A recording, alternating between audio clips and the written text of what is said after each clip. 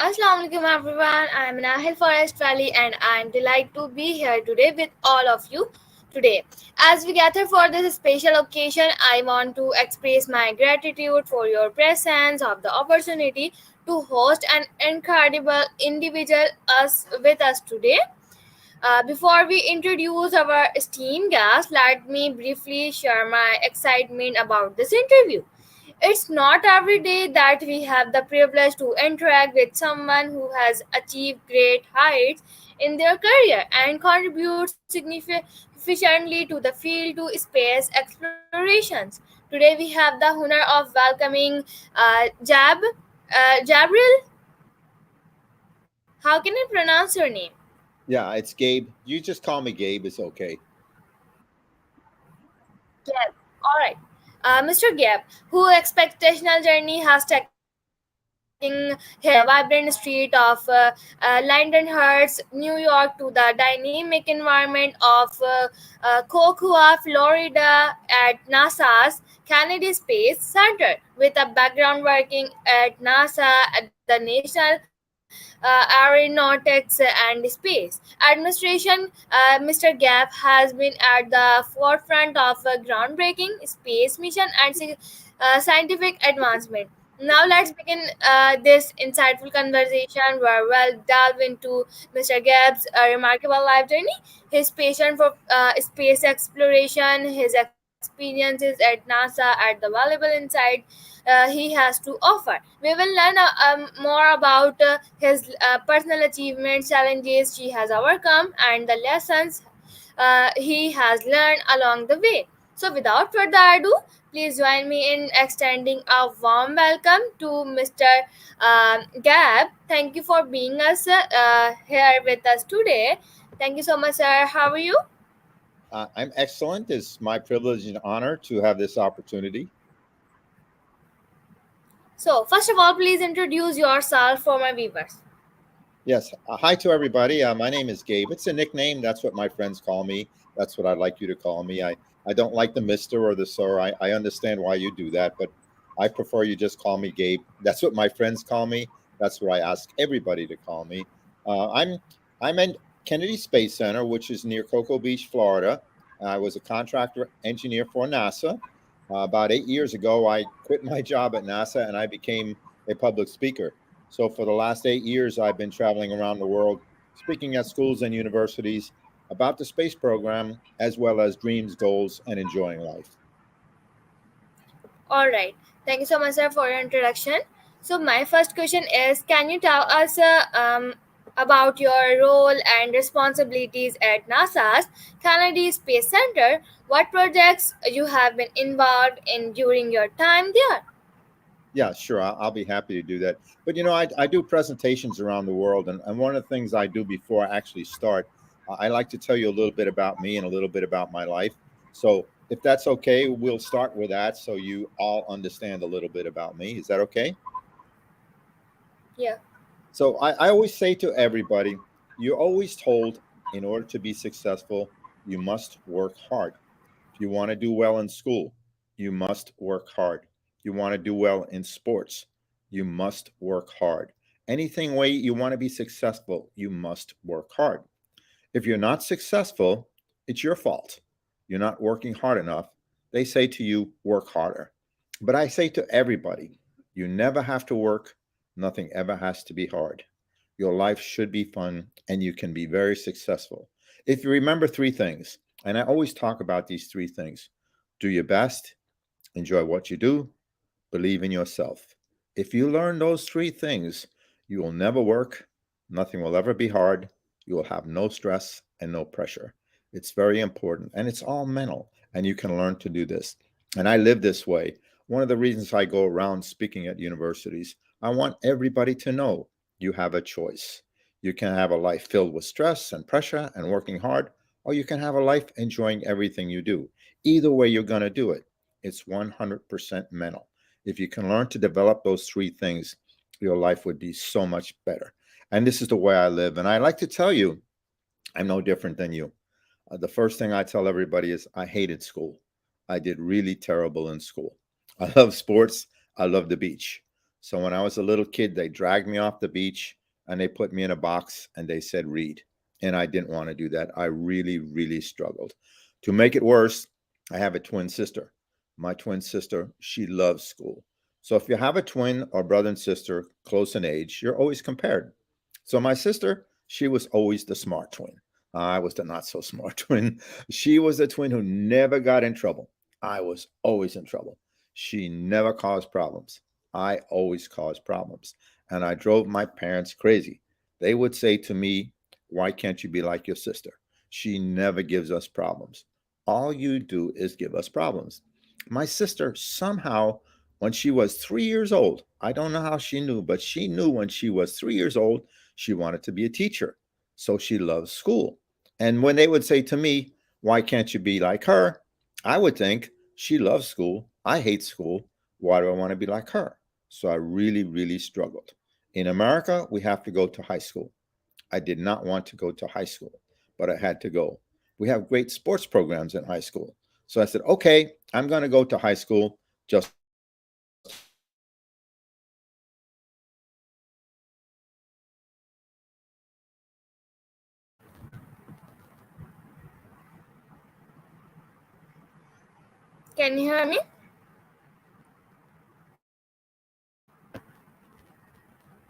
Hello.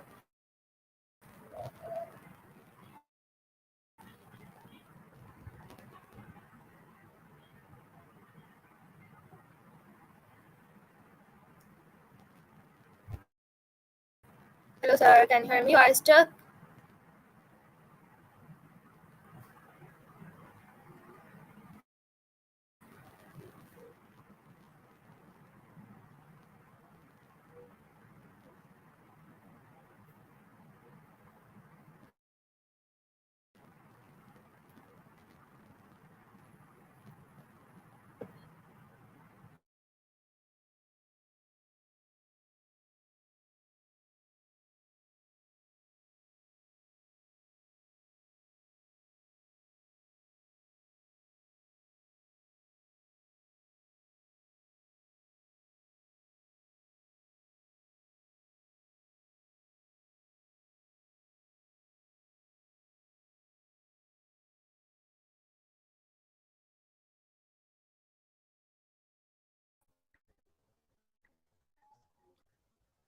I'm back. Are you there? Hello? Are you there? Can you hear me, sir? Yes, I hear you. Can you hear me? Hello?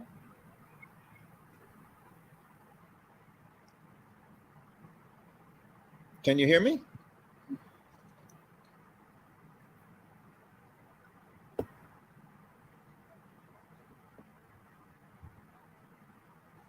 I don't know why you're not hearing me. I'm hearing you okay.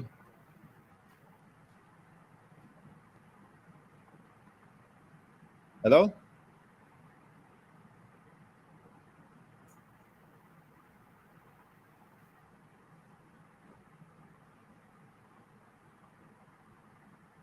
Hello? Hello. Can Can you you hear hear me? me? Yes, I hear you fine.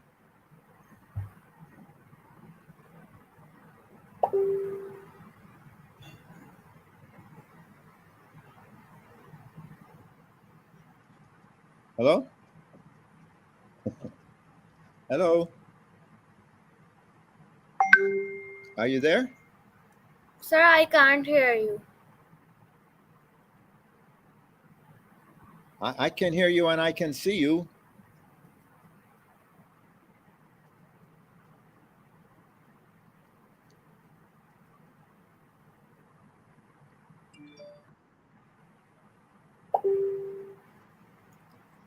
Sir, can you hear me? I can see you. Yes, I can hear you. And I see you as well. I don't know why you don't hear me. All right, sir. Continue your answer, please. You can hear me now, okay? Yeah. Okay, so I'm not sure what happened. For some reason, we just got disconnected. So I was telling you about my going to high school, that I went to high school just to play sports. And after 4 years, I was done. I said, I'm never going back to school again.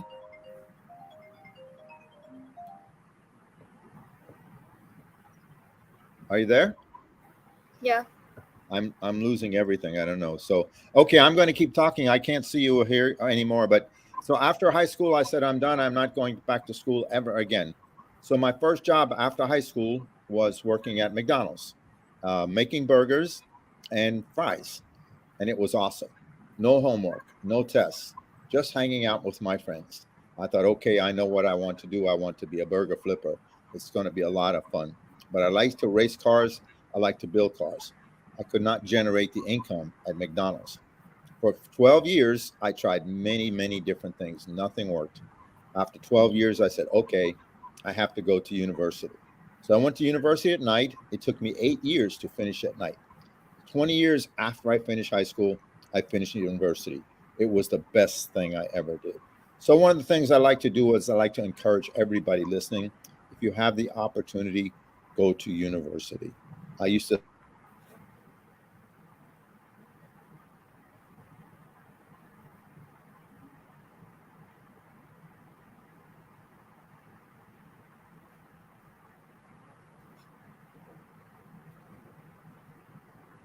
And I finished university. And I got my degree. And I got my master's degree. Sarah, are you there? Hello, can you hear me?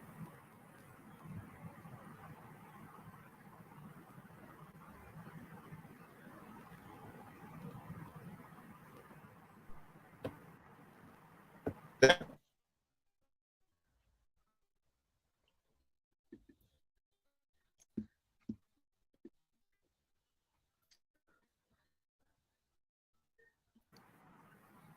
Sir, can you hear me? Yes, I hear you. I don't know what's going on. How much have you heard me? Hello, sir. Can you hear me? Yes, I can hear you little bit, not perfectly. I'm not sure what's going on. It keeps changing. It seems like I can hear you all of the time, and I can see you all of the time. My picture goes blank on the forum conversation, and then I have to log back in. So that's what I just did. I'm not sure where we are in the interview and how much you've heard before. Now I can hear you perfectly. Okay, so I'm not sure if you heard the whole story, but basically, I said it 20 years after I finished high school, I finished university, and it was the best thing I ever did. So we can continue with the interview. If you have other questions, I will try to answer. All right. So my next question is,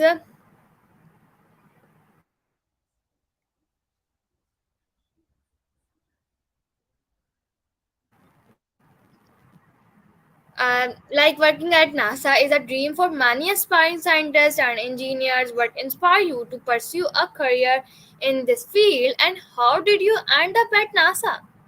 So it's really interesting. I was living in Cocoa Beach, Florida, which is close to NASA, and I was on the beach. I'm on the beach every chance I can, and I saw a shuttle launch, and I said to one of my friends, "What is that?" And they said, "That's Kennedy Space Center at NASA."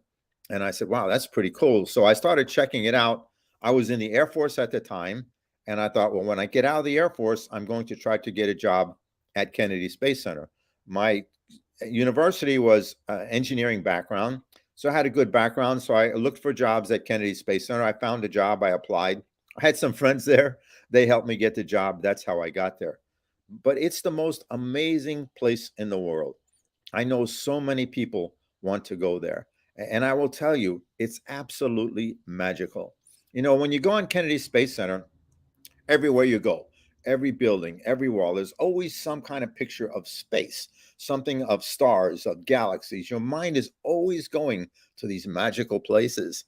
And then you look in a big building and you see a ship being put together. You see the cargo for that ship being put on. Then you see it go to a launch pad and it takes off, going to all those magical places you've been thinking about. So it's so much fun to be there. There's nothing like it in the world.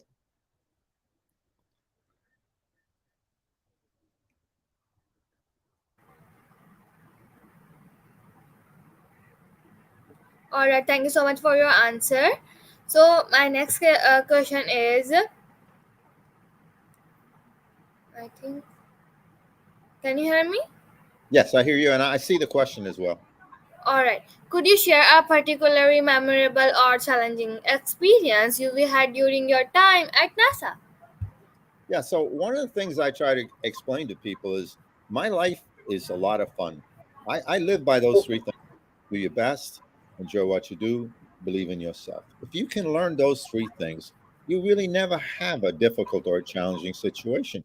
You approach everything the same way. I can do it. I know I can do it. I just have fun in doing it. So when you think about those three things, doing your best, this is pretty easy. Just do your best. Appreciate where you are. If it's not what you want, it's okay. Do it again. You will get better. Enjoy everything you do. This is so important.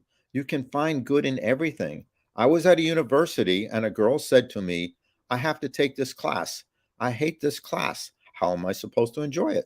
And I said, look, it's a step. It's taking where you want to go. It's a positive part of your day. Approach it that way. And the most important thing, believe in yourself. Very few people believe in themselves. I don't care how successful they are. I don't care how much money they have. They don't have that belief in themselves. That's why they have stress. That's why they have pressure. So if you have a dream, make it a goal. Write it down and ask yourself, what steps do I take to achieve it? And plan small steps. The smaller the step, the easier it is to accomplish. The easier it is to accomplish, the more you develop that belief in yourself and you build that slowly, slowly. And one day you say to yourself, I can do anything. And when you believe that, you will never have stress. You will never have pressure. Everything in my life is fun. I don't care what it is. I never have a negative situation. If I find myself in a situation where I don't really know what to do, I say, could be worse. I never have a bad experience. My time at Kennedy Space Center is just like the rest of my life. It was a lot of fun. I deal with roads and bridges and the infrastructure of Kennedy Space Center. But to me, it's not what you do, it's where you do it that makes it so much fun. One of the things I had fun with was as a civil structural type of engineer, I would go to all of the launch complexes, I would go to all of the super cool facilities on Kennedy Space Center. So I got to see everything and do everything from a special perspective. So I never really had anything that I thought was difficult or challenging, but I love the launches. There's nothing like the launches. The most amazing thing for me at Kennedy Space Center is to see shuttle launches. We don't have shuttle launches anymore, but now we have Orion with SLS and Artemis, which is going to be even more spectacular than the shuttles. So I'm looking forward to this part of the space program developing. But again, try to remember those three things. You never want to think stress, pressure, or work hard. Your life can be fun and you can be very successful. All right, thank you so much, sir, for explaining. You are right. We need to believe in ourselves so we can do anything. Yes, exactly. All right. So my next question is, can you see my question? Yes. All right. Living in Cocoa, Florida, near Kennedy Space Center, you must witness some amazing space-related events. Can you share a particularly exciting moment or launch that you experienced firsthand? Yeah, sure. I don't mind sharing the experience at all. Every time I share it, I get to relive it. So it's really magical. So there's really two things that really come to mind. When you see a shuttle launch, so a shuttle launch on the Space Center, we're about 5 kilometers away. Most of the population is about 50 kilometers away. So we're really close. 5 kilometers may not sound like close, but it's actually really close for a launch. So when you're 5 kilometers away, you can kind of see the shuttle on the pad. It's really small. You can barely see it and you really can't hear it. But the shuttle has 3 million kilos of lift. What that means, in order to go up, you have to push down with 3 million kilos. So if you've ever flown on a plane, you get on a plane at a passenger terminal, it takes you to a runway. They stop. They put on the brakes, they rev up the engines, they take off horizontally. The shuttle does the same thing, but it's taking off vertically. So it's on the launch pad and it's locked down and they start the engines. and it's building up this power up to 3 million kilos of lift. So when it's building up this power, you really can't see it, you really can't hear it, but you feel it. You're watching this thing, and all of a sudden, you get a vibration in your feet. It's literally shaking the earth, trying to take off, but it's locked down. And during that time, it's so amazing, and all the cars feel it. So horns are honking, sirens are going off, lights are flashing, and this thing takes off. It's absolutely amazing. Takes off, goes real slow, and then it makes a turn, and it's gone. And it plays mind games with you because it goes so fast, it leaves the sound behind. So you're watching it get further, further away. You still don't hear anything. It's getting further, further away, and then all of a sudden you hear it, and you hear the ground shaking and all this kind of vibration. It's the most amazing thing that ever happens. That's one thing. And then we have shuttle launches at night. At night, they're even more spectacular. Everything, just like if you go to a football match in Pakistan or anywhere you go to a football match at night, everything is all lit up. Same thing with a shuttle launch. It's a big party. Everything is all lit up. But at night, about 10 seconds before the launch, they shut off all the lights. So you're sitting there, it's pitch black. When this takes off, it takes off above the water. So the lights from the engine come down, reflect off the water, go back up. And 1 second it's pitch black. The next second it's daytime. It's really, really super special. I go to every launch I can.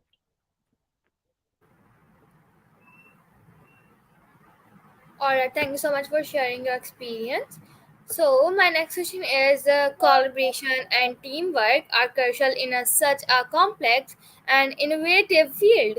How do you foster collaboration among team members, and what strategies do you use to ensure successful project outcomes? Well, for me, it's all about team. One reason I love sports so much, in order to be successful in sports, you have to be a team. Everybody is equal.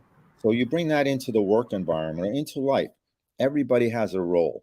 When everybody does their role, everyone is successful. So I try to always understand we are all equal in this. It doesn't matter what individually we do, it's all about the team.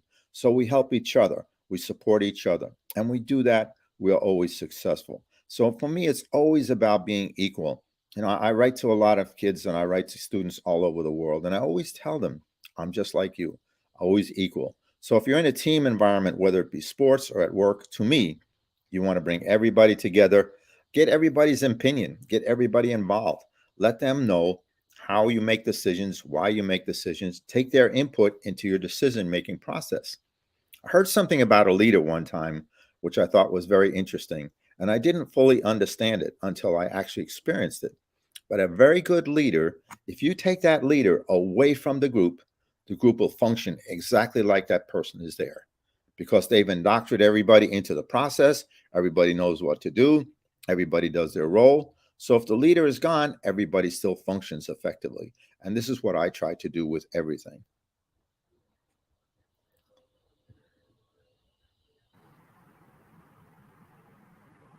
All right, thank you so much for your answer. My next question is can you see Yes. what has been the most significant lesson you will learn throughout your career journey, and how has it influenced your approach to work and life? I think the most important I've learned is just to treat people fairly and to be kind. If you can do that, I think everything else will take care of itself. I've always tried to somebody has to go first. If you're walking along and you see somebody and you don't do anything, nobody does anything. If somebody says hi first, somebody will answer. So to me, it's all about connecting with people in a special way, trying to see what you can do to make their life better, and trying to always encourage them to do their best and support them in everything you do. This is what I try to do with everybody. And I think it's a lesson I learned just as I was growing up and seeing how people interacted that this is the best way to get along with people. And the more you can promote people to do their best and encourage them and support them, the more they're going to give back to you. But if you do it looking to get something back, you won't.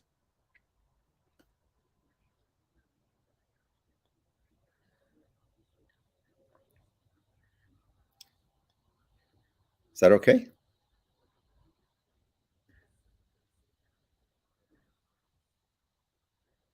Are you there? Hello?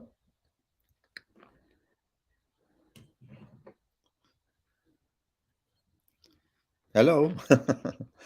I don't know if you can see me or hear you. I can see you, but I don't hear you, and I don't see any activity.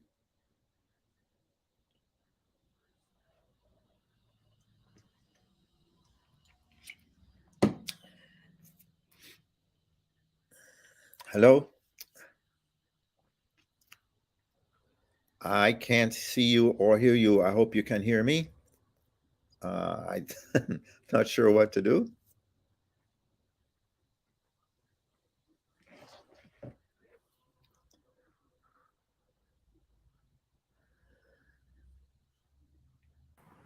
Can you hear me? Yes, I lost you for a while. Are you back? Can you hear me? Yeah, I can hear you. Sir, please repeat your answer. Did you hear anything? Please repeat your answer. Okay. So, can you can you show me the question again? All right. I removed the question. That's I will okay. ask you again. Yeah. I think my question is collaboration. Collaboration and teamwork are crucial in a such complex and innovative field. How do you foster collaboration among team members, and what strategies do you use to ensure successful projects outcomes? Yes. Okay. Thank you. So, yeah, for me, what I said before, I'll repeat it again. Hopefully, some of you may have heard it, but to me, it's all about teamwork and it's about being equal. That everybody get together and everybody understand their role. So for me, it's always about understanding how to support people, encourage people, never be critical. Try to build a team where everybody is equal. Everybody has a role. Nobody is more important. When everybody does their role, the team is successful. So it's always about being successful. I always try to encourage people for their input. Before we make decisions, I say to them, anybody have any suggestions? Anybody have a better way of doing it? We get everybody involved.